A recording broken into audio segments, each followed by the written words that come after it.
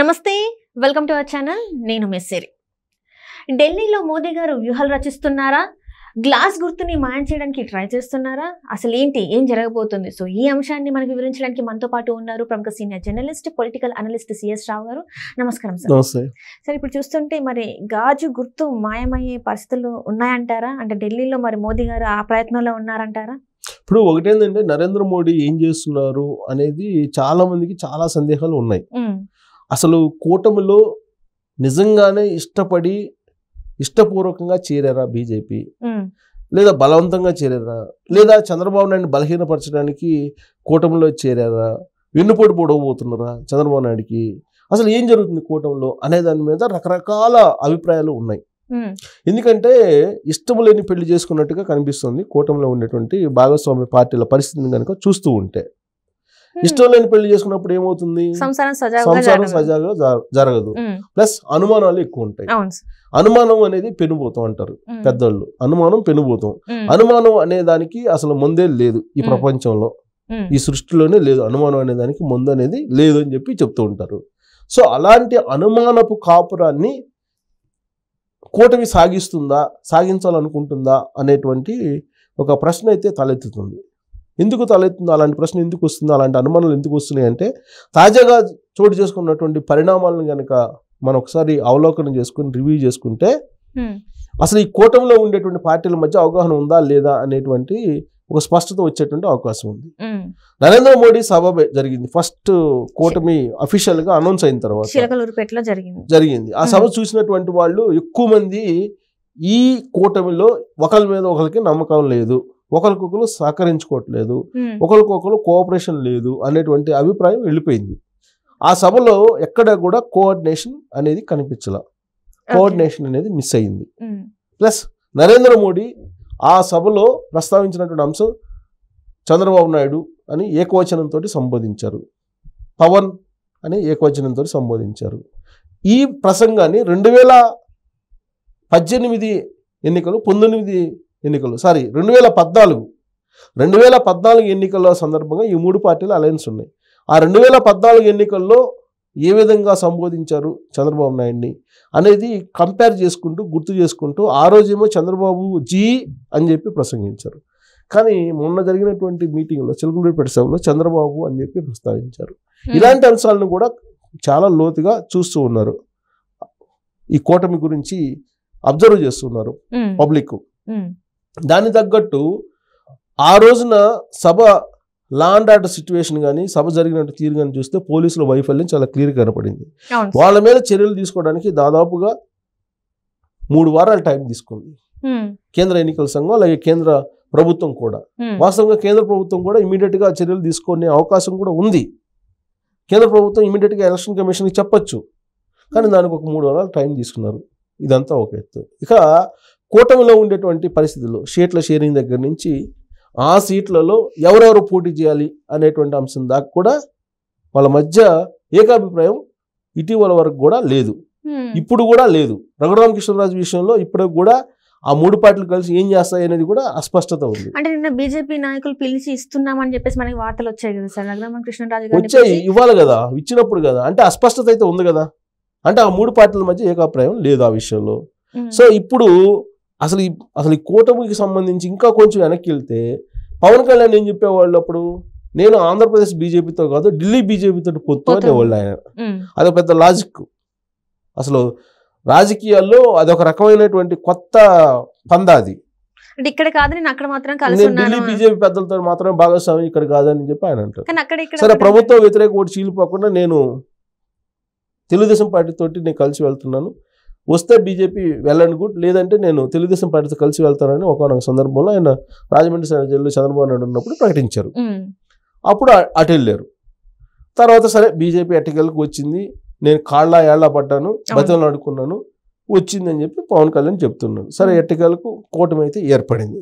కూటమి ఏర్పడిన తర్వాత జరిగినటువంటి పరిణామాలను కనుక చూస్తే వీళ్ళు ఈ మూడు పార్టీల మధ్య అవగాహన లోపం ఉంది అనేది ఇప్పటి వరకు వినిపిస్తున్నటువంటి అంశం.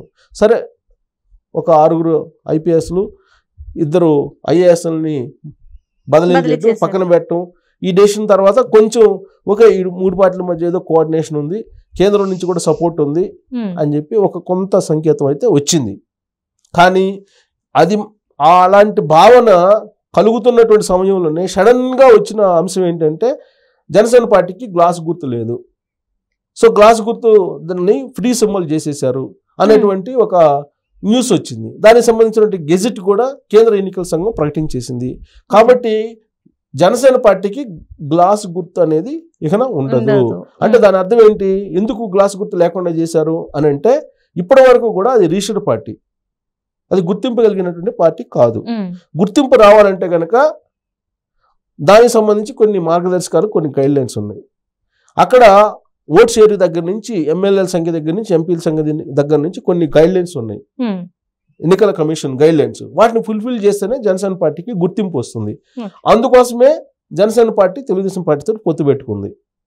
కానీ ఇప్పుడు ఫ్రీ సింబల్ కాకుండా పార్టీకి గ్లాస్ గుర్తు ఇస్తానని చెప్పి హామీ ఇచ్చినటువంటి కేంద్ర ఎన్నికల సంఘం ఇప్పుడు ఫ్రీ సింబల్ చేస్తూ గెజెట్ని ప్రకటించిందని చెప్పి ఇప్పుడు జాతీయ వెబ్సైట్స్లో వస్తున్నటువంటి న్యూస్. సరే, అది ఇంకా ధృవీకరణ అయితే కాలేదు కానీ బట్ న్యూస్ అయితే బయటకు వస్తుంది.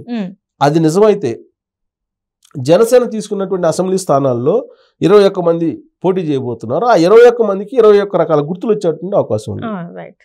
అలాగే పవన్ కళ్యాణ్ పోటీ చేసిన పిఠాపురంలో జనసేన నుంచి గ్లాస్ గుర్తు ఆయనకు వస్తుందా లేదా అనేది తెలియదు. అలాగే కాకినాడ, మచిలీపట్నం నుంచి పోటీ చేసినటువంటి లోక్సభ అభ్యర్థులకి ఏ గుర్తు వస్తుందో కూడా తెలియదు. అంటే గ్లాస్ సింబల్ కనుక ఫ్రీ సింబల్ అయితే జనసేన పార్టీకి సంబంధించి అభ్యర్థులు గెలవడం అనేది చాలా టఫ్, చాలా టఫ్. ప్రచారం కూడా ఏ విధంగా చేసుకోవాలి, ఏ సింబల్కి ఓటు వేయాలని చెప్పి చెప్తారు జనసేన పార్టీ. కామన్ సింబల్ లేకుండా ఫ్రీ సింబల్ చేసేస్తే ఏ సింబల్కి ఓటు వేయాలని చెప్తారు. అలాంటి పరిస్థితుల్లో అప్పుడు ఏం చేస్తారు పవన్ కళ్యాణ్ అనేది కూడా ఇప్పుడు అర్థం కావట్లేదు ఎవరికి.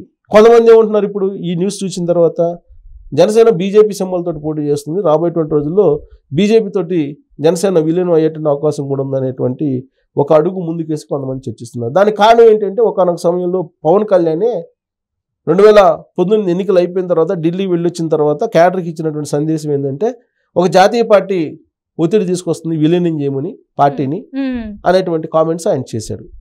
సో ఇప్పుడు ఈ గ్లాస్ గుర్తుని కామన్గా లేకుండా ఫ్రీ సింబల్ చేయటం వెనక కూడా నరేంద్ర మోడీ కుట్ర ఉందేమో అనేటువంటి ఒక అభిప్రాయం జన సైనికుల్లో అలాగే రాజకీయ వర్గాల్లో బలంగా నడుస్తున్నటువంటి ఒక చర్చ.